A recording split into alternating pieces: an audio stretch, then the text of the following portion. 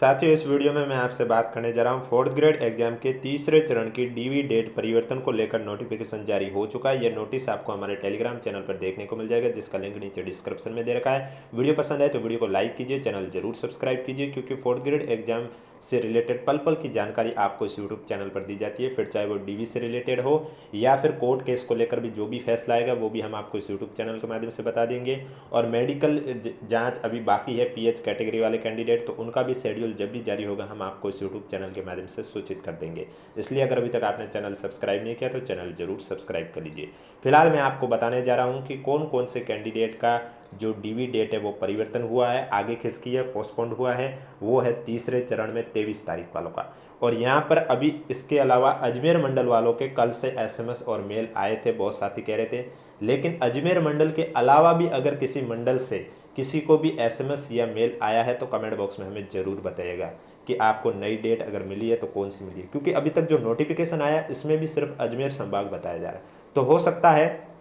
बाकी मंडल में exam centre ना हो, लेकिन अजमेर मंडल आपको मालूम है महात्मा गांधी राजकीय विद्यालय तोपदड़ा अजमेर में डीवी आयोजित की जा रही है। और यहाँ पर आरपीएससी द्वारा जो 22 और 23 मार्च को एग्जाम आयोजित हो रहा है आईएन वाला, उसका सेंटर भी है आईएन मेंस का एग्जाम। तो हो सकता है बाकी मंडल में ना हो, इस वजह से आगे ना खिसके। अगर एग्जाम सेंटर हुआ तब तो खिसकेगी श्योर है, अगर एग्जाम सेंटर नहीं हुआ वहाँ पर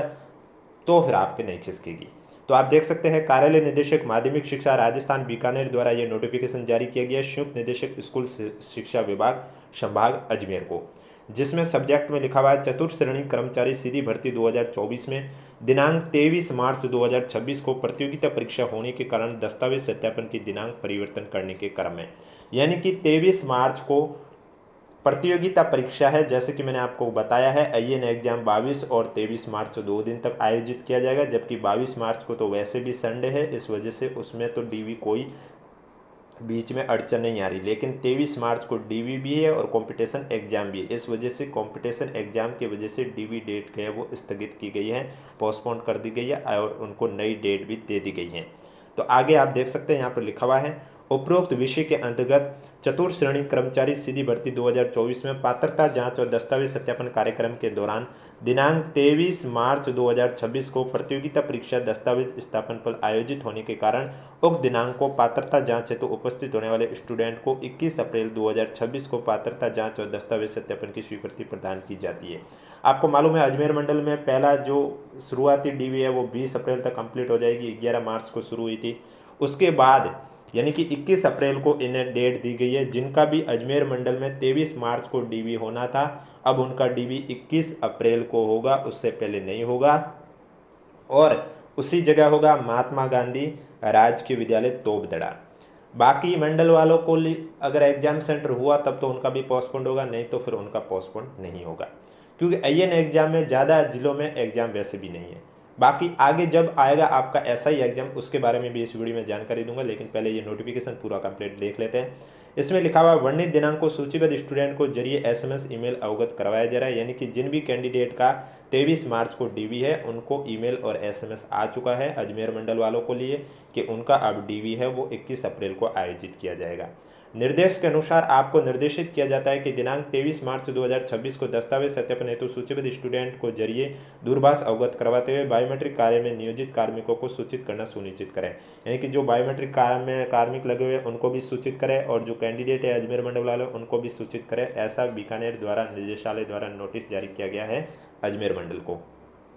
अब आप देख सकते हैं यहाँ पर भी मैंने तीसरा चरण इसलिए कहा है क्योंकि कल की डेट में दूसरा चरण कंप्लीट हो गया था फोर्थ ग्रेड डीवी का। तीसरा चरण शुरू हो रहा है 23 तारीख से 25 तारीख तक, 3 दिवस का है। लेकिन अजमेर में ये 24 को शुरू होगा, 24 और 25, यानी कि 24 मार्च को जिनका भी डीवी है अजमेर मंडल में उनका 24 मार्च को ही है, उनका पोस्टपोन नहीं हुआ। और ना ही 25 मार्च वालों का पोस्टपोन, सिर्फ और सिर्फ 23 मार्च वालों का हुआ है उस समय एग्जाम की वजह से, और उनको नई डेट दी गई 21 अप्रैल। अब इस हिसाब से अगर देखा जाए तो आप सभी को मालूम है आरपीएससी द्वारा एसआई एग्जाम भी है, लेकिन एसआई एग्जाम लगभग हर जिलों में आयोजित हो रहा है।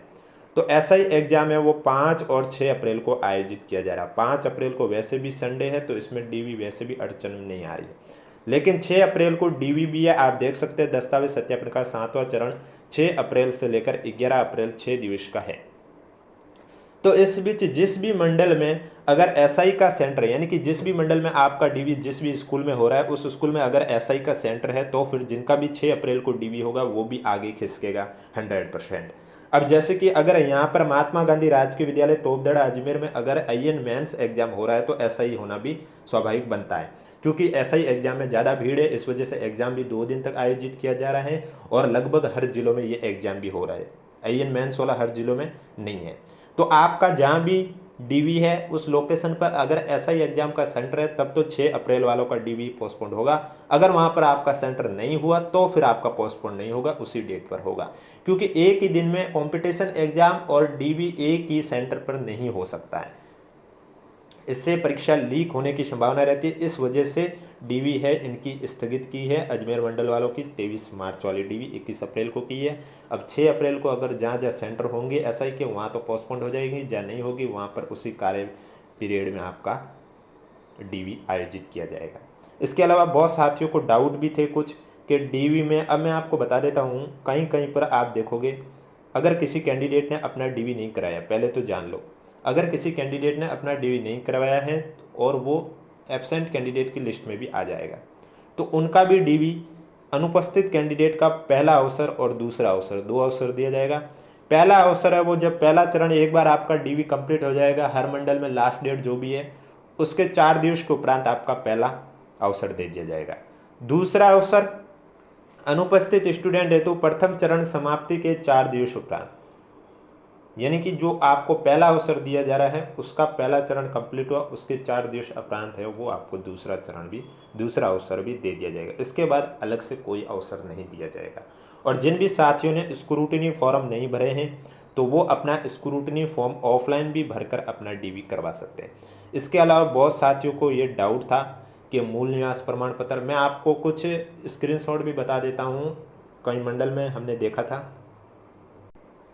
देखो उदयपुर मंडल में जब आप अपना डीवी करवाने जाओगे तो वहाँ पर आप स्कूल में एंटर करने से पहले इस तरह से आपको बोर्ड देखने को मिलेगा जिस पर आप देख सकते हैं लिखा हुआ है चतुर्थ श्रेणी कर्मचारी सीधी भर्ती परीक्षा 2024 दस्तावेज सत्यापन स्थान यहाँ पर दे रखा है, आपका रेजिडेंसी उदयपुर जो भी है स्कूल उसके अकॉर्डिंग।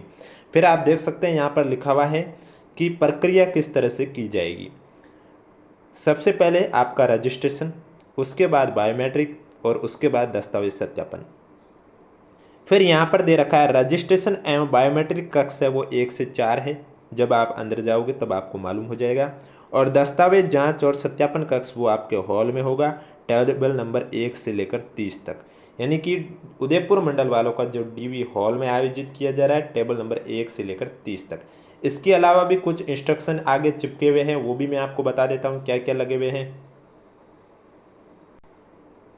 आप देख सकते हैं निर्देश इंस्ट्रक्शन भी चिपकाए हुए हैं जिसमें क्या लिखा हुआ है कि यदि जाति प्रमाण पत्र एवं मूल निवास प्रमाण पत्र आवेदन की अंतिम दिनांक के बाद हो तो उसका निर्धारित प्रारूप में शपथ पत्र,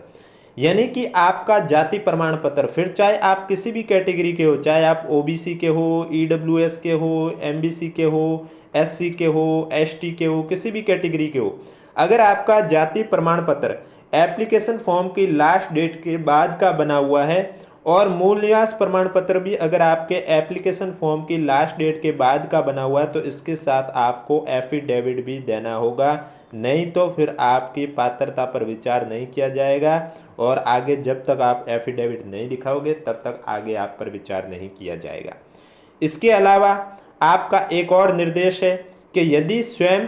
माता या पिता के नाम में मूल आवेदन के अनुसार अंतर हो तो उसका भी निर्धारित प्रारूप में शपथ पत्र, यानी कि अगर आपकी कोई भी मार्कशीट हो या कोई भी सर्टिफिकेट हो उसमें चाहे आपका नाम हो या माता का नाम हो या पिता के नाम में किसी भी प्रकार की कोई त्रुटि है, यानी कि ओरिजिनल डॉक्यूमेंट में जो नाम है उसके अलावा कुछ और लिखा हुआ आ रहा है या स्पेलिंग में त्रुटि है या स्पेस आ रहा है जबकि स्पेस नहीं होना था, इस तरह की किसी भी प्रकार का अगर थोड़ी बहुत भी त्रुटि है तो उसके लिए भी आपको एफिडेविट दिखाना होगा।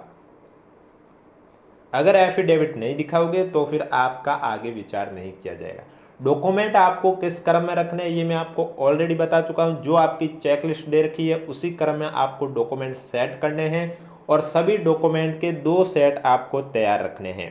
पहला सेट होगा उसमें कुछ ओरिजिनल तो कुछ फोटोकॉपी सेट होंगे, और दूसरा सेट होगा वो पहले सेट का कंप्लीट फोटोकॉपी होगा, और दूसरे सेट के हर पेज पर आपको सिग्नेचर करने होते हैं। पहले पेज पर भी जहां आपके सिग्नेचर किए हुए वहां नहीं करोगे तो भी कोई दिक्कत नहीं है, लेकिन जहां नहीं किए हुए वहां पर आपको सिग्नेचर करने हैं। अब पहले सेट में फोटोकॉपी कौन कौन सी रखनी है, जैसे कि शैक्षणिक योग्यता से रिलेटेड जितने भी आपके डॉक्यूमेंट है, चाहे वो 10th के हो, 12th के हो, ग्रेजुएशन के हो, पोस्ट ग्रेजुएशन को, RSCIT हो, इनकी मार्कशीटें और सर्टिफिकेट है वो फोटोकॉपी रखनी है। इसके अलावा जहाँ से भी आपने अंतिम शिक्षा प्राप्त की है उसके चरित्र प्रमाण पत्र की फोटोकॉपी,